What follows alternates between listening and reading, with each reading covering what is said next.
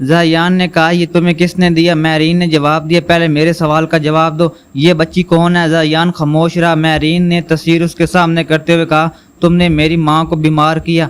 زایان نے غصے سے کہا اپنی زبان سنبھال کر بات کرو۔ مہرین نے چیخ کر کہا میں نے آج تک بہت سنبھال کر بات کی ہے، اس لیے سب نے مجھے استعمال کیا ہے، اب میں کسی سے نہیں ڈروں گی۔ زایان نے تصویر اس کے ہاتھ سے چھین لی اور کہا تمہیں اس تصویر کے بارے میں کچھ نہیں معلوم؟ مہرین نے جواب دیا تو مجھے بتاؤ۔ زایان نے کہا یہ بچی مر چکی ہے۔ مہرین نے حیرت سے پوچھا اس کا میری ماں سے کیا تعلق ہے؟ زایان نے نظریں جھکا کر کہا بہت گہرا تعلق ہے۔ مہرین نے پوچھا کیا؟ زایان نے جواب نہیں دیا۔ مہرین نے اس کے سامنے کھڑے ہو کر کہا اگر تم نے میری ماں کے ساتھ کچھ کیا ہے تو میں تمہیں کبھی معاف نہیں کروں گی۔ زایان نے بہت آہستہ سے کہا تم مجھے معاف کرو گی بھی نہیں۔ مہرین نے پوچھا کیوں؟ زایان نے جواب دیا کیونکہ تمہیں جلد معلوم ہو جائے گا کہ تمہاری ماں نے میرے ساتھ کیا کیا تھا۔ مہرین نے غصے سے کہا میری ماں ایسی نہیں ہے۔ زایان نے جواب دیا تم مجھ سے جتنا جانتی ہو حقیقت اس سے کہیں زیادہ مختلف ہے۔ مہرین نے کہا تم جھوٹ بول رہے ہو۔ زایان نے کہا کاش میں جھوٹ بول رہا ہوتا۔ وہ مڑ کر جانے لگا تو مہرین نے پوچھا زایان تم نے مجھ سے نکاح کیوں کیا؟ زایان رک گیا۔ مہرین نے دوبارہ پوچھا سچ بتاؤ۔ زایان نے کچھ لمحے خاموش رہ کر کہا کیونکہ تمہاری ماں نے مرنے سے پہلے مجھ سے ایک وعدہ لیا تھا۔ مہرین نے حیرت سے پوچھا میری ماں تو زندہ ہے۔ زایان نے اس کی طرف دیکھ کر کہا میں تمہاری اصل ماں کی بات کر رہا ہوں۔ مہرین کے چہرے سے رنگ اڑ گیا۔ اس نے سرگوشی میں پوچھا میری اصل ماں؟ زایان نے جواب دیا تمہیں اپنے بارے میں کچھ نہیں معلوم۔ مہرین اسی لمحے نیچے سے ایک زوردار آواز آئی۔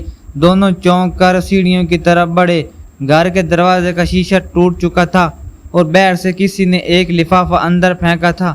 زایان نے فوراً مہرین کو اپنے پیچھے کر لیا۔ مہرین نے کہا مجھے چھپانے کی ضرورت نہیں۔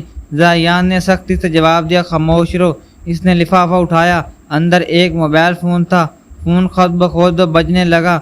زایان نے کال اٹھائی۔ دوسری طرف سے ایک مرد کی آواز آئی مبارک ہو زایان، تم نے آخر کار اسے اپنے گھر لے ہی آئے۔ زایان نے غصے سے پوچھا تم کون ہو؟ آواز نے ہنس کر جواب دیا تم مجھے نہیں جانتے مگر مہرین مجھے بہت اچھی طرح جانتی ہے۔ مہرین نے حیرت سے کہا میں؟ آواز نے کہا مہرین کیا تمہیں اپنے بچپن کا وعدہ وہ کمرہ یاد ہے جہاں تمہیں ہر رات بند کر دیا جاتا تھا؟ مہرین کا جسم کانپنے لگا۔ اس نے فون کی طرف دیکھا۔ آواز نے کہا کیا تمہیں وہ عورت یاد ہے جو تمہیں کہتی تھی کہ تمہیں پیدا ہوتے ہی مر جانا چاہیے تھا؟ مہرین کی آنکھیں پھیل گئیں۔ زایان نے فوراً فون چھین لیا اور کہا دوبارہ اس سے بات کرنے کی کوشش کی تو تمہیں پچھتاوا ہوگا۔ آواز نے جواب دیا پچھتاوا تو تمہیں ہوگا کیونکہ مہرین کو ابھی یہ نہیں معلوم کہ اس کے باپ نے اسے بیچا نہیں تھا۔ زایان نے فون مضبوطی سے پکڑ لیا۔ آواز نے آخری جملہ کہا اسے تم نے خود خریدا ہے۔ کال ختم ہو گئی۔ مہرین نے زایان کی طرف دیکھا اور پوچھا کیا مطلب تھا اس کا؟ زایان خاموش رہا۔ مہرین نے اس کا بازو پکڑ کر کہا مجھے جواب دو۔ زایان نے کہا ابھی نہیں۔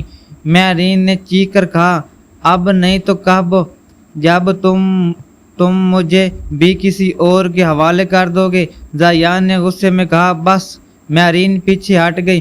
زایان نے فوراً اپنی آنکھیں بند کر لیں جیسے ہی اسے اپنی آواز پر افسوس ہو، مگر مہرین نے وہ دیکھ لیا تھا۔ اس نے آہستہ سے کہا تم بھی باقی سب جیسے ہو؟ زایان نے جواب دیا نہیں۔ مہرین نے کہا تم سب سے بدتر ہو کیونکہ باقی لوگوں نے مجھے پیسوں کے لیے استعمال کیا اور تم میرے راز جان کر بھی میرے قریب آئے۔ زایان نے اس کی طرف دیکھا اور بولا اگر میں تمہیں نہ لاتا تو تم آج زندہ نہ ہوتی۔ مہرین نے تلخی سے کہا شاید مر جانا اس زندگی سے بہتر ہوگا۔ زایان چند لمحے خاموش رہا، پھر اس نے کہا یہ بات دوبارہ کبھی مت کہنا۔ مہرین نے جواب دیا تم مجھے حکم نہیں دے سکتے۔ زایان نے کہا میں تمہارا شوہر ہوں۔ مہرین نے فوراً کہا صرف کاغذ پر۔ زایان نے آہستہ سے جواب دیا۔ ابھی مہرین نے اس کی طرف دیکھا۔ زایان کی آنکھوں میں پہلی بار غصے کی بجائے ایک ایسا خوف تھا جسے وہ سمجھ نہیں سکی۔ اسی رات میرین نے فیصلہ کیا کہ وہ زیان کے ہر راز کا پتہ لگانے گی، مگر اسے معلوم نہیں تھا کہ صبح ہونے سے پہلے اس کی زندگی کا سب سے بڑا راز اس کے سامنے آنے والا ہے۔ رات کے آخری پہلے پر جب پورا گھر سو رہا تھا، میرین کو نیچے سے کسی کے رونے کی آواز سنائی دی۔